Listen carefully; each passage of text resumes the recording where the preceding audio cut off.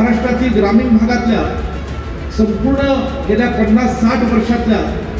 शेतकऱ्यांच्या बहुजन समाजातल्या मुलांना शिकवण्याचं काम ते सर्वात जास्त आणि मोठ्या संख्येने कुणा केलं असेल तर ते कर्मवीर अण्णांच्या या रयत शिक्षण संस्थेने केलं असं म्हणलं तर वावगं ठरणार.